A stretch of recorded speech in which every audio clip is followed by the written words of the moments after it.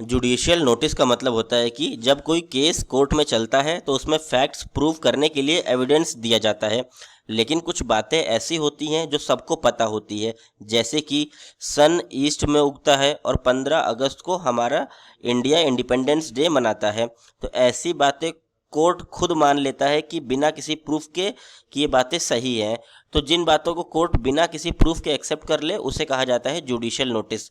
अब judicial notice का अगर सरल सा मतलब देखें तो इसका मतलब होता है कि कोर्ट कुछ बातें खुद ही सच मान लेती है, क्योंकि वो बातें पब्लिक को पता होती हैं और इजीली वेरीफाई की जा सकती हैं। अब जैसे कोई ट्रायल चल रहा है, उसके अंदर कैमरा रिकॉर्डिंग है, तो कोर्ट या फिर कुछ ऐसी बातें हैं जो कोर्ट को लगता है कि ये सच हैं, जो पब्लिक डोमेन में ईजिली अवेलेबल है। तो जुडिशियल नोटिस का मतलब होता है कि ऐसी बातों को कोर्ट स्वीकार कर लेगा और कहेगा ये बातें सच हैं। अब इम्पोर्टेंस क्या है, जुडिशियल नोटिस का पर्पस क्यों लाया गया? इससे होता क्या, कोर्ट का समय बचता है, कोर्ट का टाइम बचता है, कॉमन बातों को बार बार प्रूव नहीं करना पड़ता है। जैसे कि कुछ फैक्ट्स की बातें हैं या कुछ बातें हैं जो बेयर एक्ट में लिखी हुई हैं, कुछ ऐसी बातें हैं जो हमारे स्टैच्यूट हैं, एक्ट है, लॉ हैं, तो उनको प्रूफ ना करना पड़े, इसीलिए कोर्ट ऐसी बातों को स्वीकार कर लेता है। अवॉइड अननेसेसरी एविडेंस, हर छोटी बातों के लिए विटनेस को बुलाना, डॉक्यूमेंट देखना, बुक्स को देखना, बेयर एक्ट्स को चेक करना, ऐसी अननेसेसरी एविडेंस को कोर्ट इग्नोर करता है, क्योंकि इससे कोर्ट का भी बेवजह समय नष्ट होता है। प्रमोट जुडिशियल एफिशिएंसी, इससे क्विक जस्टिस मिलता है, जल्दी जस्टिस मिलता है, कोर्ट आसानी से असली मुद्दों पर ध्यान दे पाता है, जो इम्पोर्टेंट लीगल इश्यूज होते हैं उन पर ध्यान देता है, जो बकवास बातें होती हैं उन पर ध्यान नहीं देता है। इंश्योर फेयरनेस एंड कंसिस्टेंसी, अब मान लो हाई कोर्ट में केस चल रहा है, वहीं डिस्ट्रिक्ट कोर्ट में कोर्ट चल रहा है, सुप्रीम कोर्ट में केस चल रहा है, तो कंसिस्टेंसी बनी रहती है।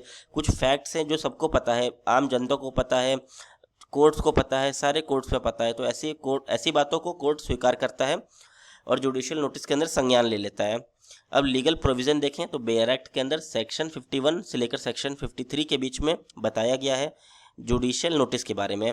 अब सेक्शन 52 बताता है कुछ ऐसे पॉइंट्स दिए हुए हैं जो जुडिशियल नोटिस के अंदर कोर्ट्स मान के चलेगा ये सच है, भले उसके लिए आप एविडेंस दो या ना दो। जैसे भारत के अंदर जो भी कानून लागू है, जो भी सेंट्रल एक्ट, स्टेट एक्ट ने जो कानून पास किया है, कोई अमेंडमेंट हो रहा है, आईपीसी, सीआरपीसी, ये सब का कोर्ट मान के चलता है सब सही है। जो हमारे ब्रिटिश लॉज थे वो भी हिस्टोरिकल में वो भी कोर्ट मान के चलता है सही है। जो आर्टिकल्स ऑफ वॉर हुए हैं, जैसे हमारा आर्मी एक्ट 1950 का, ये भी कोर्ट मान के चलता है एकदम सत्य है। प्रोसीडिंग ऑफ लेजिस्लेचर, जो लेजिस्लेचर के में प्रोसीडिंग चल रही है, ये कोर्ट मान के चलता है सब सही है। यूके सॉवरेन एक्सेशन, ये सब आप बेयर एक्ट के अंदर प्रोविज़न देख सकेंगे अगर सेक्शन 52 भारतीय साक्ष्य अधिनियम का खोलते हैं तो। जो ऑफिशियल सीट्स है हमारी, हाई कोर्ट के पास जो सील होती है, जजमेंट कॉपी आता है, मान लो सुप्रीम कोर्ट मामला सुन रहा है, हाई कोर्ट से जजमेंट का कॉपी आया तो कोर्ट मान के चलेगा ये जस्ट और फेयर है और ट्रू है। पब्लिक ऑफिसर्स, जो कलेक्टर ऑफ लखनऊ है, जो कलेक्टर का नाम है, रोल है, डेजिग्नेशन है, सिग्नेचर है, किसी पेपर पे अगर सिग्नेचर लगा है कलेक्टर का तो कोर्ट मान के चलेगा ये जेन्युइन है।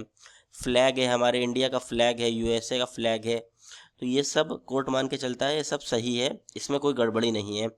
टाइम, ज्योग्राफी एंड हॉलीडेज़, यानी जो भी छुट्टियां दी गई हैं, जैसे मान लो उनको दिवाली की छुट्टी या फिर कोई ऐसे प्रूफ है, या टाइम जो है, ज्योग्राफिकल एरिया है, सब कोर्ट मान के चलता है सब सही है। और जो इंडियन टेरिटरीज है हमारी, जैसे यूपी, दिल्ली, अंडमान, ये सब सही है। रूल्स ऑफ द रोड, जो रोड के बारे में रूल्स लिखे गए हैं, ट्रैफिक रूल्स लिखे हैं, जो जैसे इंडिया में लेफ्ट साइड ड्राइविंग करनी है, तो इस प्रकार के सारे रूल्स कोर्ट मान के चलता है ये सही है।